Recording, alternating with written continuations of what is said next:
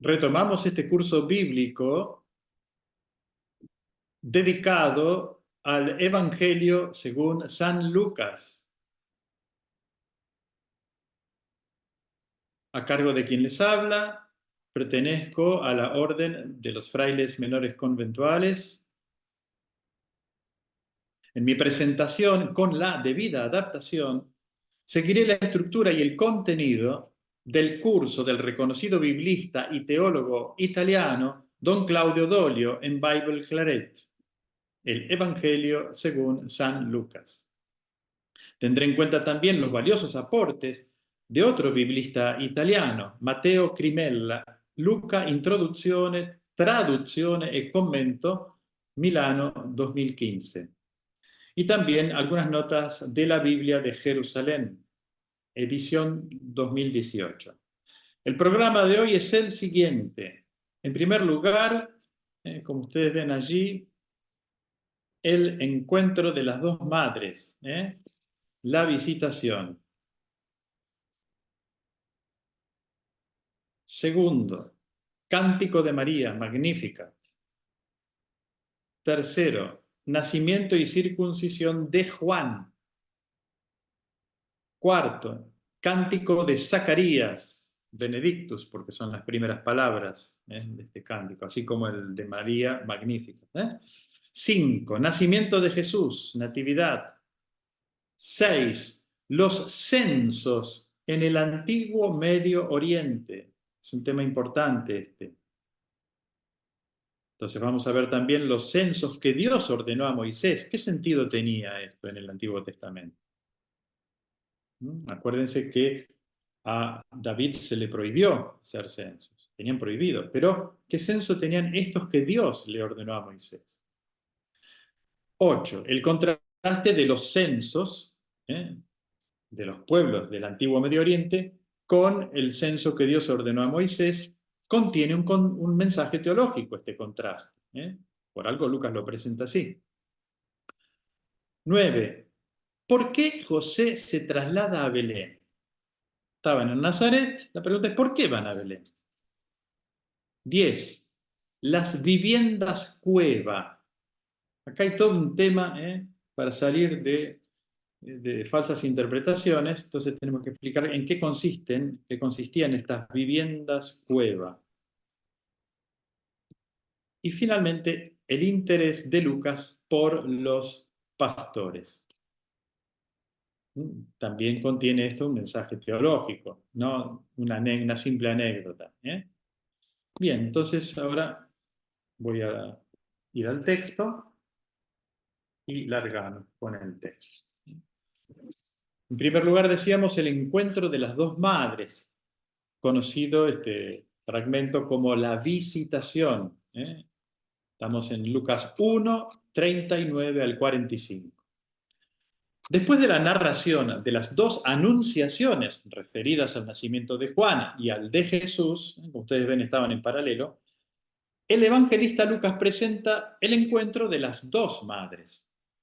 En los dos capítulos del Evangelio de la Infancia, Lucas recopila el material de la tradición judeo-cristiana, testimonios orales, quizás documentos escritos reelaborados por su habilidad literaria y teológica, como podemos ver en la narración de la visitación. Apenas recibido el anuncio de la salvación en el encuentro con el ángel, texto que hemos analizado, María se levanta y se pone en camino. En este sentido, María es modelo del discípulo. El tema del camino es muy importante para Lucas. Es lo que experimentó con San Pablo. Vivió con él a lo largo del camino. Experimentó el encuentro con Cristo como hodos, es la palabra griega para camino. Un itinerario, un método y un estilo de vida. Y por eso en su evangelio insiste en estos detalles. Y desde el principio, María, mujer de fe y por lo tanto modelo de todo discípulo que escucha la palabra y confía plenamente en ella, emprende el camino que la lleva a comunicar a los demás lo que ha recibido. El ángel le dijo que su pariente Isabel está esperando un bebé y ya está en el 6º mes, versículo 36. María, que ha sido presentada como la madre del futuro rey, piensa que Isabel necesitará ayuda y se pone inmediatamente en camino para ser la servidora, para ir a ayudar a su pariente en los últimos meses del embarazo. Ella, la madre del futuro Mesías, que no se siente ni la reina ni la primera dama, sino que tiene los pies bien puestos en la tierra, se pone al servicio de Isabel. Ahí está. Tengamos en cuenta que María aún no sabe que ha concebido al niño.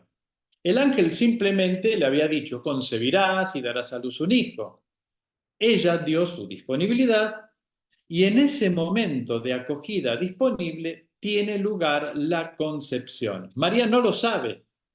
¿Cuándo se entera María de esto? Por las palabras de Isabel, quien ante su presencia experimenta que el niño que lleva en su seno salta de alegría y movida por el Espíritu Santo le dice, tú eres bendita entre todas las mujeres y bendito el fruto de tu vientre.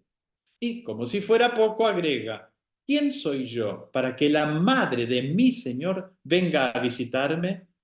Ya estamos en el versículo 43. Al decir fruto de tu vientre y madre de mi Señor, Isabel está reconociendo que María también está embarazada. Y así se lo hace saber, confirmándole lo que el ángel le había anunciado. Pero, ¿cómo sabe Isabel que María está esperando un hijo? Isabel estaba a kilómetros, a muchos kilómetros de distancia, y sin ninguna fuente humana de información. Y sin embargo, sabía lo que le había pasado a María. Se trata de una revelación profética dictada por el Espíritu. Isabel no lo sabe por conocimiento humano, sino por una inspiración. Y así concluye diciendo, bienaventurada la que creyó en el cumplimiento de la palabra del Señor. Versículo 45. Isabel considera su propia humildad y se maravilla de que la madre de su Señor vaya donde ella. Algunos biblistas consideran que las palabras de Isabel alabando a María constituyen un verdadero cántico. Esto es muy lindo. Esto yo lo encontré en un gran biblista que ya falleció, Raymond Brown. Él habla del cántico de Isabel, esos versículos 42 al 45 del capítulo 1 de Lucas. Él los define como el cántico de Isabel. Dice Raymond Brown, Isabel en su breve cántico ha alabado a María, la madre, y María en un cántico más largo, el Magnificat, que nosotros conocemos, ha transferido esa alabanza a Dios, que tiene el papel principal en el drama de la salvación. Cántico de María es cuando, de Isabel es cuando Isabel le dice, bendita tú entre las mujeres, bendito el fruto de tu vientre. Ese es el cántico de Isabel, que es muy breve. Isabel alaba a María y María transfiere la alabanza a Dios con su Magnificat, que encontramos en los versículos 46 al 55. También María comienza a cantar de alegría diciendo, mi alma canta la grandeza del Señor y mi espíritu se alegra en Dios, mi Salvador, porque se ha fijado en la condición humilde de su sierva. Así, María reconoce que el Señor ha obrado en ella grandes cosas. Probablemente Lucas haya encontrado el texto del Magnificat ya escrito. Lo aprendió en la comunidad judeo-cristiana de Jerusalén, en la cual él participaba como un cristiano más, y durante aquellos años él aprende esto, lo habrá encontrado escrito, tal vez lo escuchó cantar, lo memorizó, lo aprendió y lo incorporó a su narración, que nosotros tenemos hoy gracias a Lucas en nuestras manos. Ciertamente se trata de un texto litúrgico, nacido en las primeras comunidades cristianas, fuertemente judías.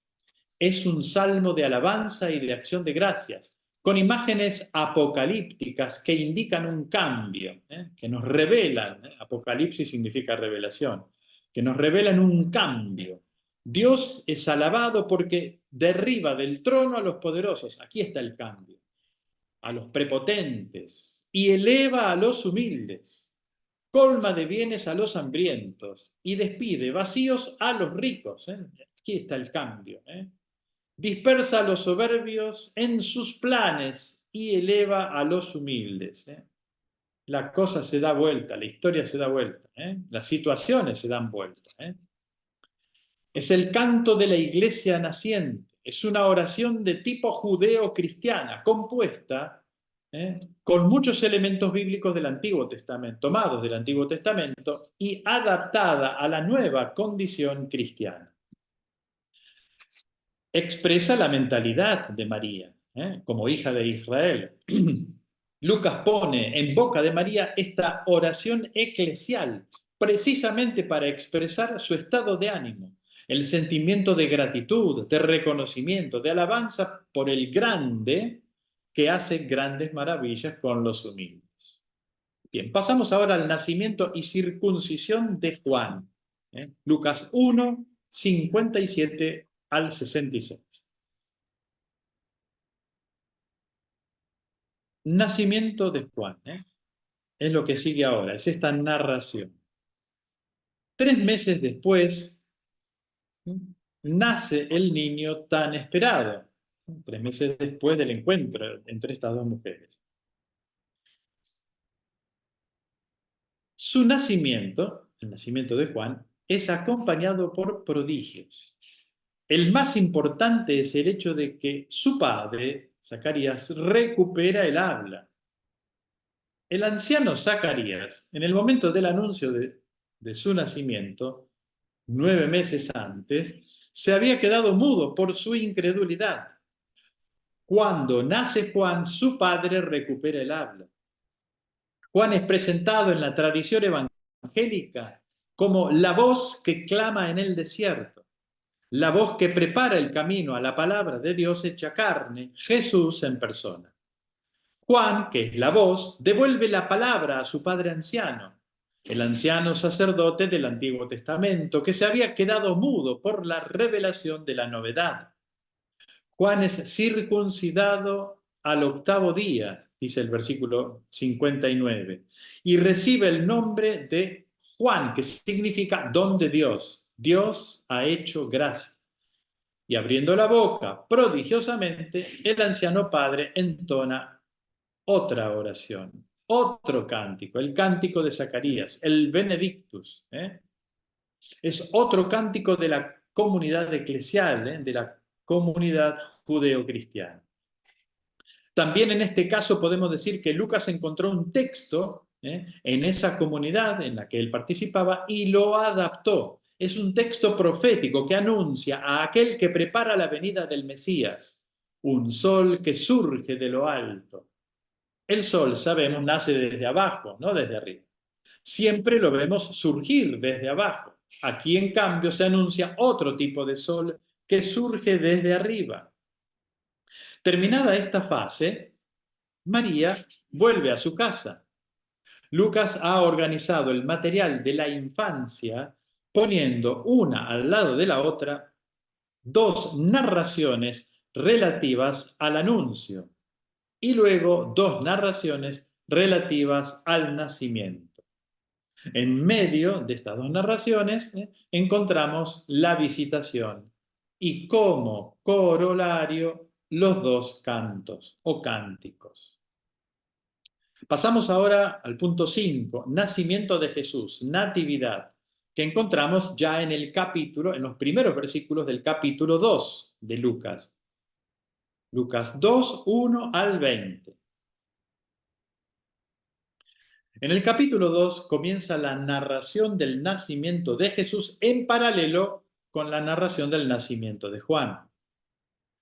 Solo Lucas nos da la noticia de un censo organizado por el emperador César Augusto, mientras Quirino era gobernador de Siria. La documentación histórica sobre este hecho no es muy segura. Existen algunas dudas relacionadas con la datación de este evento, si bien podemos darle un cierto grado de confiabilidad. Desde el punto de vista histórico, este censo presenta muchas dificultades, pero el evangelista lo introdujo porque contiene un mensaje teológico muy, pero muy importante. Por eso ahora vamos a ver en el punto 6 los censos en el antiguo Medio Oriente. La práctica de los censos era conocida en el antiguo Medio Oriente. Hay documentos que atestiguan los censos en Mesopotamia, en Egipto, ya en el cuarto milenio antes de Cristo. Y sin embargo, en cada época siempre hubo oposición a los censos, porque los ciudadanos no se esperaban nada bueno de estos censos, ya que las principales razones por las que se hacían eran las guerras y los impuestos. Saber de cuántos soldados se disponían y de cuánta gente que pagara los impuestos. Presentando este censo, Lucas nos dice que el emperador utiliza su poder para dominar a la gente y llevar a cabo sus propios sueños de poder y de gloria. Es precisamente la imagen del mundo antiguo, del mundo viejo, donde es grande el que puede dominar y que puede servir a los demás. El mundo viejo, una vieja concepción que va a ser reemplazada por la presentación del mundo nuevo que Jesús nos trae. Esta es la razón por la que la religión de Israel siempre ha rechazado como blasfema esta visión de la sociedad en la que el soberano puede contar a la gente para esclavizarla a sus anchas. La palabra de la Torá dice claramente que la gente no pertenece al soberano, que el pueblo es de Dios. Y de hecho, cuando David, en el apogeo de su poder, se arroga el derecho de hacer un censo, porque quiere saber cuántas personas está dominando, es interesante el dato. Su general, Joab, intenta disuadirlo porque a ellos les parecía abominable la decisión del rey. De hecho, este censo tendrá consecuencias dramáticas. El rey lo va a pagar duro, este censo. Vamos al punto 7. Los censos que Dios ordenó a Moisés. En la Biblia, en la Torá, se habla de los censos que Dios ordenó a Moisés que hiciera. Cuando el pueblo sale de Egipto, Moisés cuenta a la gente por orden de Dios. Cuenta cuántas personas hay, por orden de Dios. Luego, durante el viaje por el desierto, los cuenta otra vez. Y luego en la estepa de Moab, cuando están a punto de entrar en la tierra prometida, hay un nuevo censo, siempre por orden de Dios. Los rabinos se preguntaban, ¿por qué Dios seguía contando a la gente? Si ya sabía cuántos eran. Uno de los grandes rabinos medievales, de nombre Rashi, decía que Dios contaba a su pueblo porque quería verificar si alguien se había perdido. Es interesante destacar aquí un detalle lingüístico con el que se presenta el censo hecho por orden de Dios. En hebreo hay varios verbos para decir contar. Safar significa contar. Maná también significa contar. Pero cuando hablamos del censo, no se dice contar, se dice Nasa et Rosh. ¿Se acuerdan ustedes? Rosh Hashanah. Rosh es cabeza, Hashanah es año nuevo. Bueno, acá la expresión hebrea Nasa et Rosh significa levantar la cabeza, no contar simplemente. Dios le dice a Moisés, haz levantar la cabeza de la gente. La traducción, de la Biblia de Jerusalén, edición 1980, dice, cuando cuentes el número de los israelitas para hacer el censo. Sin embargo, literalmente hablando, el texto hebreo dice, cuando hagas levantar la cabeza a los hijos de Israel para hacer el censo. Kitizá et Rosh, Bené Israel. Le suena Israel. Bené son hijos de Israel, los israelitas. Cuando hagas levantar la cabeza, y Tizá et Rosh, la cabeza, a los hijos de Israel para hacer el censo. ¿Qué quiere decir todo esto? Que para Dios, tú tienes un rostro. Dios contempla tu rostro, muéstraselo. No debes mantenerlo hacia abajo. Levanta el rostro, porque tú eres imagen de Dios. Y con el censo, entonces, que Dios le manda a Moisés, le está diciendo, yo quiero saber si alguien se perdió en el camino. No quiero que nadie se pierda. Y ahora vemos el punto octavo, el contraste que tiene estos dos censos. Contiene un mensaje teológico, evidentemente. Nos preguntamos, ¿qué diferencia hay entre el censo hecho por los hombres y el censo que Dios manda a Moisés? Hay una gran diferencia. No es más la pretensión de dominio absoluto sobre las personas para disponer de ellas de manera inhumana. Hemos escuchado que Lucas menciona a dos personajes que pertenecen al reino de este mundo, a los dominadores que quieren hacer un censo. Ahora entran en escena los dos que son censados. María y, perdón, todos los que son censados. Entre ellos María y José. Gente pobre que no cuentan para nada. Personas que son contadas. De ellos será el nuevo mundo que está a punto de comenzar.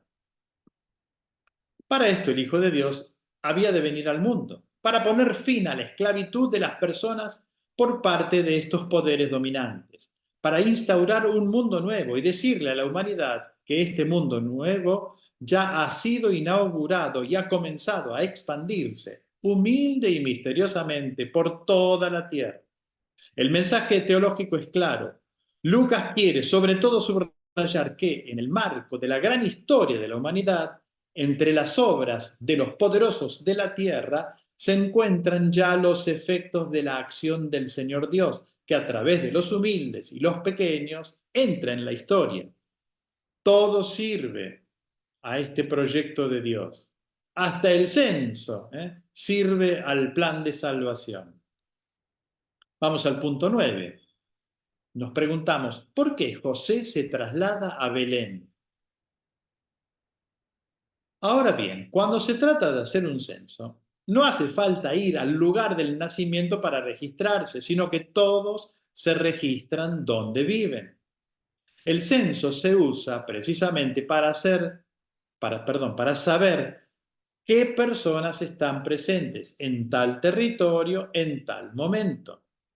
Por lo que la noticia de que José se traslada de Nazaret a Belén para hacerse registrar es importante. ¿Por qué? Porque no es coherente.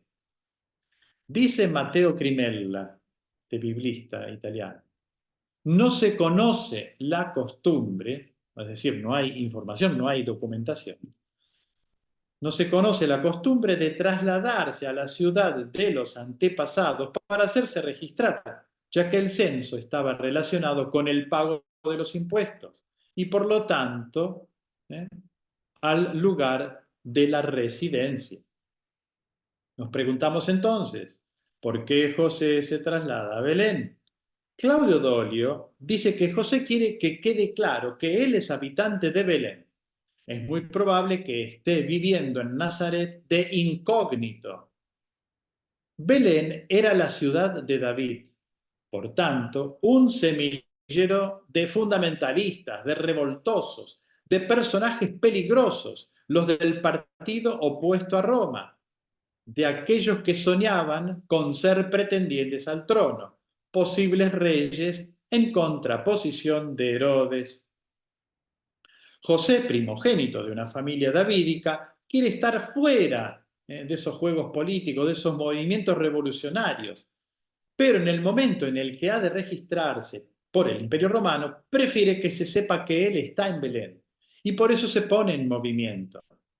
No es cierto que todos se trasladaban para el censo, volvemos a repetir. La gente se quedaba en sus casas. Es José quien va a Belén para estar en la ciudad de David, a pesar de que su esposa María ya se encontraba al final de su embarazo. Un viaje peligroso. Mateo Crimella dice, continúa diciendo, no se conoce la costumbre entonces, repetimos, de trasladarse a la ciudad de los antepasados para hacerse registrar. Y agrega, interpretando el hecho, obviamente, por medio del viaje a Belén, Lucas ofrece la razón por la cual Jesús ha nacido en la patria del rey David y no en Nazaret, lugar donde luego crecerá el niño, ¿no? Hay aquí una alusión a la profecía de Miqueas, Miqueas 5:1, a propósito de Belén, y un reconectarse a la promesa hecha a David, que encontramos en el libro segundo de Samuel, capítulo 7, evocada por el ángel Gabriel a María, cuando hemos visto Lucas 1, 32 y 33. Pasamos ahora al punto 10, las viviendas cueva. Belén para José no es una ciudad desconocida porque él es de allí y por lo tanto tiene parientes, tiene la familia en Belén. El hecho de que la tradición haya colocado el nacimiento de Jesús en una cueva corresponde perfectamente a la reconstrucción del entorno urbano de Belén. Era de hecho una ciudad caracterizada por viviendas cueva, como en las casas cueva de Matera, en el sur de Italia. Esto se encuentra al sur oeste de Bari, conocidas como los sassi de Matera, literalmente las piedras de Matera. Se usaban cuevas naturales como cuerpo principal de la vivienda a las que se le agregaba una parte delantera y a veces también una habitación superior con algún muro que protegía la entrada. Pero los lugares habitualmente habitados estaban dentro de la roca. Eran cuevas que todavía hoy el peregrino en Tierra Santa puede visitar. Ustedes pueden buscarlo en internet, busquen las casas cueva de Matera, así como suena. Van a ver imágenes de estas viviendas. Para nosotros hoy es una situación de pobreza, pero en la economía antigua y en ese contexto urbano era una casa normal, o más bien una hermosa vivienda, grande y organizada. Bajo la Basílica de la Natividad hay una gran casa cueva que perteneció a la familia de José. Una familia de buena posición, diríamos nosotros, de acuerdo con el patrón de aquella época, y que estaba emparentada con David. Conviene recordar aquí que si bien José pertenece a la familia de David, se trata de una dinastía que ya ha caído y que ya no cuenta para nada, lo cual marca un contraste con los gobernantes del mundo, los que gobiernan el imperio, aquellos a quienes todos admiran. Lucas presenta de esta manera a los pobres de la tierra, los que no cuentan para nada. José es recibido en su entorno familiar, allí en Belén, porque decíamos él es de Belén, y el niño nace y es colocado en un pesebre. Dice el texto, porque no era para ellos un lugar apropiado la sala de estar. Esta es la traducción literal. No era para ellos un lugar apropiado la sala de estar. El texto griego dice autois, para ellos. Los estudiosos dicen que es un dativo de interés. El padre Pierre Benoit dice, no había para ellos, es decir, lo explica de esta manera. Ellos no disponían para el cuidado del recién nacido ni siquiera un espacio en la sala de estar. Lamentablemente, hemos leído durante años esta traducción, escuchen. Lo acostó en un pesebre porque no había lugar para ellos en un albergue. Traducción incorrecta, que dio lugar a toda una poesía del campanario que suena a diversas horas de la noche, creando así una fábula en la que María y José van buscando de aquí para allá un albergue, y como todas las pozas están llenas, al final tienen que irse al campo, a un establo o a una cueva. Todo esto es una fantasía inconsistente, no es lo que dice la narración de Lucas. El texto dice, mientras se encontraban allí, es decir, en Belén, se cumplieron para ella, para María, los días de dar a luz. Y continúa diciendo Lucas, y dio a luz a su hijo primogénito. Lo envolvió en pañales y lo acostó en un pesebre, porque no era para ellos un lugar apropiado la sala de estar. Y no porque no había lugar para ellos en el albergue, como ya hemos dicho. Decir albergue, Lucas utiliza otro término, pandogeion, ¿eh? Es otro término griego. Y es el caso de la parábola del buen samaritano, si ustedes recordarán, en Lucas 10, 34 y 35. En la parábola del buen samaritano, que lleva a ese pobre desgraciado, a los que los bandidos habían dejado medio muerto, ¿hasta dónde? Hasta un albergue, pandogeion, y allí cuida de él.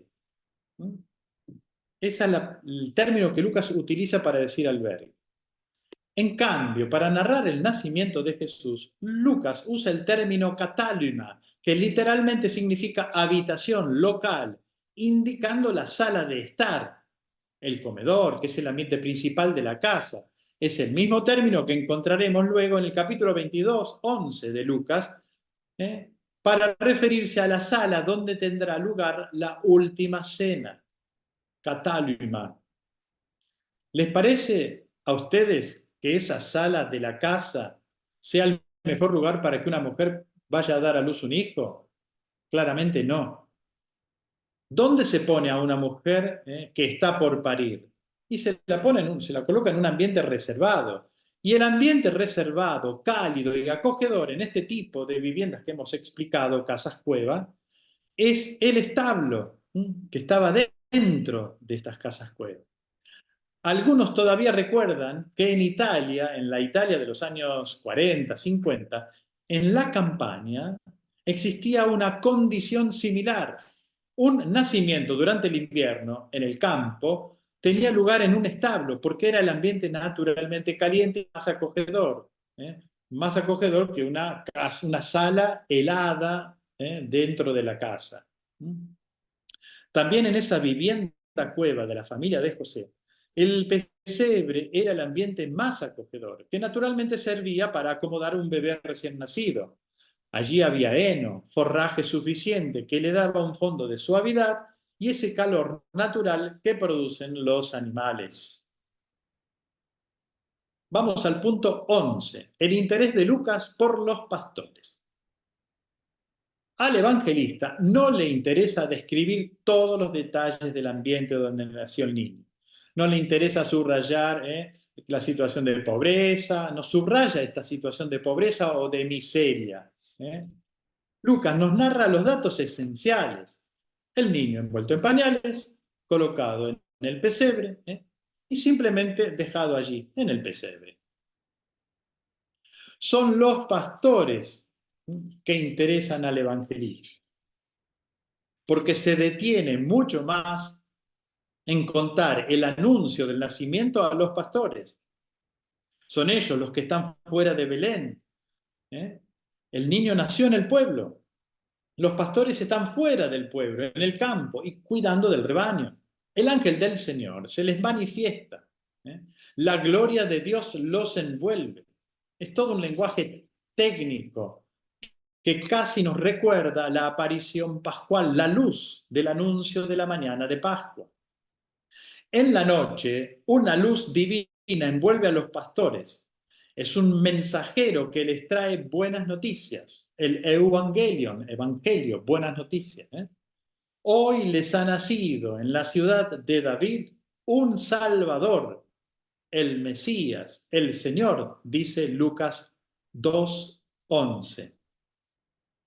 Fíjense ustedes, 3 títulos cristológicos muy importantes.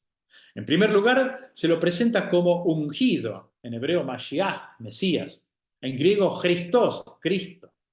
En segundo lugar, se lo llama Kyrios, Señor, que es un título divino. Y en tercer lugar, se lo califica con el título de Soter, Salvador, título que se usaba para el emperador, haciendo referencia a la función que este niño desempeñará. Prácticamente ya se les ha dicho a los pastores todo acerca de la identidad de este niño. Una multitud del ejército celestial se une al ángel mensajero y canta la gloria de Dios y anuncia la paz para todos los hombres, objetos de la benevolencia divina. La buena voluntad no es de los hombres, es de Dios. Otra mala traducción. A los hombres de buena voluntad. No, no.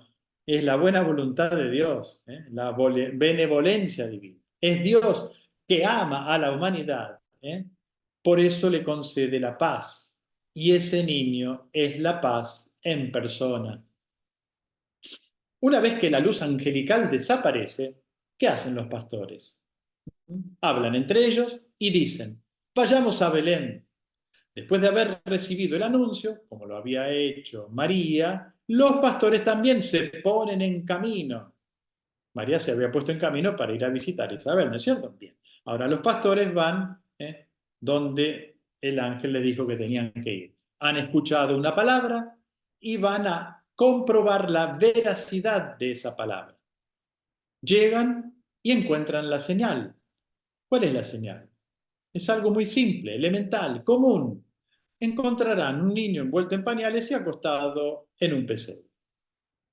El anuncio extraordinario convive con la sencillez del entorno, de la condición en la que encontrarán este extraordinario personaje.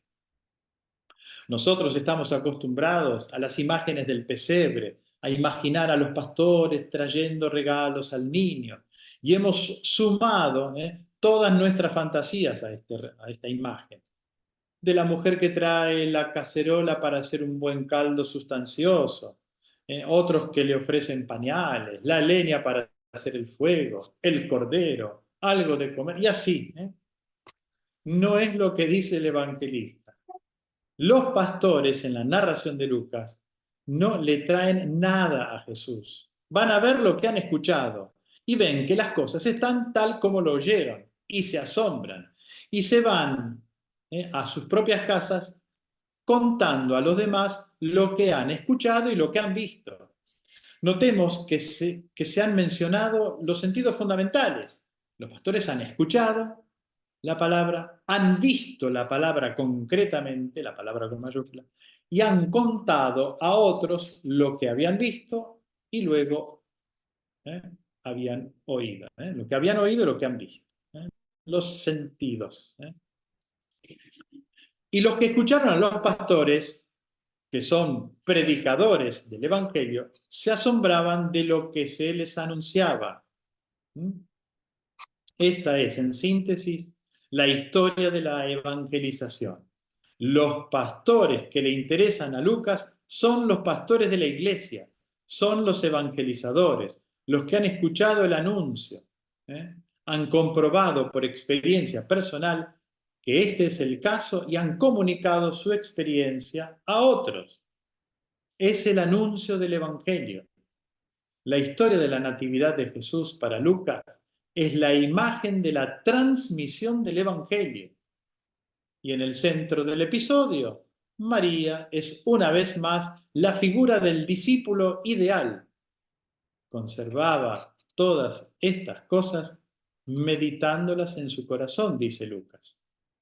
Juntando los detalles. ¿Para qué? Para comprender los acontecimientos, para unificar los distintos momentos, la imagen, para tener la imagen general, la comprensión completa de lo que está sucediendo. Y esto es lo que debe hacer todo discípulo. Escuchar, verificar, anunciar y meditar para alcanzar el sentido profundo de los acontecimientos, de lo que ha sucedido. Fin de la presentación.